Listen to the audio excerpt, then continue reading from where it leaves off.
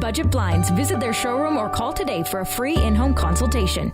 This is Newcap News with Jeremy Thompson.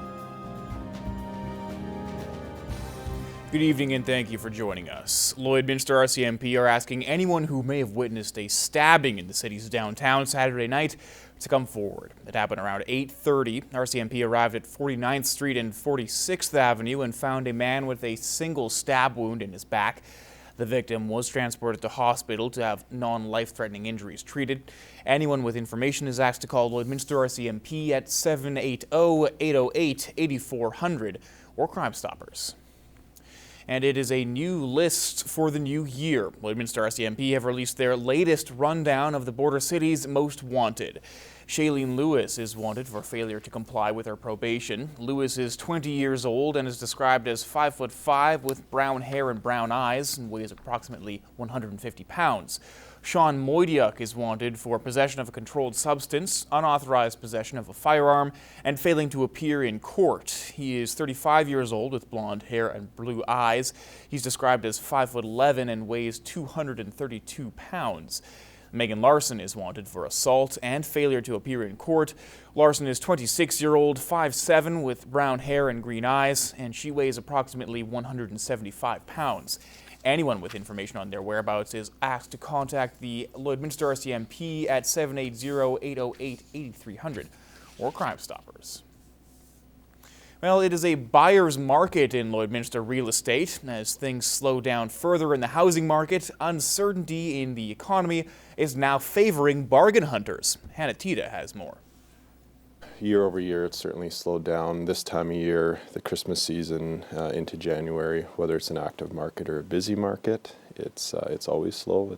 I guess we can call it a bit of a Christmas hangover. For sale signs can be seen all over Lloydminster. Chris Parsons with Musgrave Agency says this is the slowest he's seen the market since starting with the company. He says current housing prices are close to what they used to be 3 years ago. If you're looking at stats, we're seeing anywhere from 10 to 15%, if you want to put a number on it, reduction, but going back, that's probably equal to around when it was in 2013. The Royal Bank of Canada announced a small round of mortgage rate increases that took effect on Friday, and other banks may follow. Parsons says the initial increase in rates may actually spur some activity in the market. Probably thinking, well, is it going to go up further, right? So going up 10 or 15 basis points right now, I don't think overall is going to have a big effect. But it's the same thing. It's taking advantage of still very low interest rates and low prices in the market. According to Parsons, while traffic has slowed in some open houses, unique properties are still attracting a fair amount of people. He has also noticed an increase in bargain hunters looking to take advantage of the low prices. They obviously want to move on something typically that has some security, therefore it's an occupied space, so they don't have to worry about finding tenants. But yeah, whenever you can go backwards in time on prices in today's market, it's a good idea, and there's definitely bargain hunters for sure. While Parsons is uncertain if the housing market will bottom out this year, he says he can't see prices bouncing back anytime soon. For Newcap News, I'm Hannah Tita. It's the first event of its kind for Lloydminster. The city's Rotary Club is joining communities nationwide by partnering with the Canadian Transplant Association Transplant Trot. The not-for-profit running and walking event was created to increase awareness for organ and tissue donations and celebrate the life after transplant for recipients. It's all ages, all family members, just interested people that want to come out. Lorenz says increasing the list of donors is critical, as an average of 4 Canadians die each week while on the donor list. Because of the fact that only 1 to 2% of people that pass away are actually eligible to be organ and tissue donors, it's important for us to get the registry numbers up. The trot takes place January 23rd at the indoor track in the Service Sports Centre. You can register online at transplantrot.ca/Lloydminster until Friday.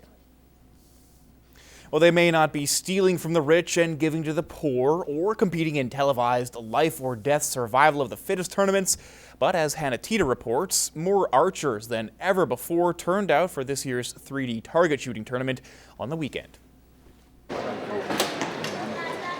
235 people put their shooting skills to the test over the weekend in this year's indoor 3D archery tournament.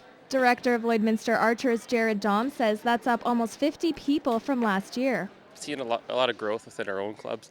a lot of the kids coming out to the shoot, and it's good to see. It makes the effort worth it. He says the tournament really focuses on the children, with many local sponsors pitching in for the kids' grand prize. My favorite thing about shooting in archery is probably hanging out with friends and having my own scores to have my own goals. It's calming. Yeah. Do you come out here every year when you can? Yeah.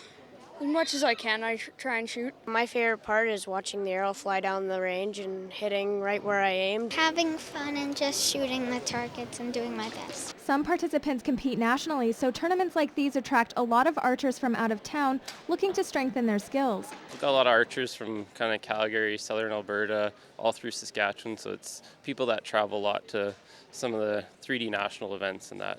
While the indoor 3D shoot is the biggest event put on by the Lloydminster Archers, they also hold fun shoots throughout the year. Anyone interested in taking up a new hobby for the new year can stop by the Lloydminster Fish and Game Youth Centre on Tuesdays and Thursdays. Hannah Tita, Newcap News.